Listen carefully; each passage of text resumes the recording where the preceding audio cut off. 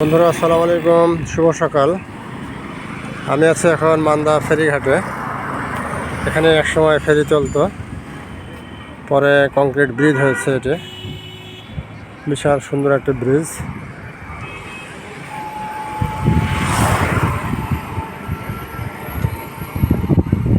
এদিকে যাবে মান্দা, এদিকে নওগাঁ, আত্রাই।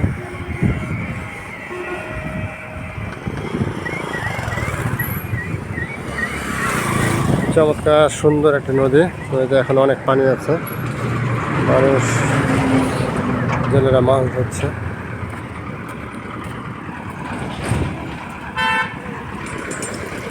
বিশাল এই নদী।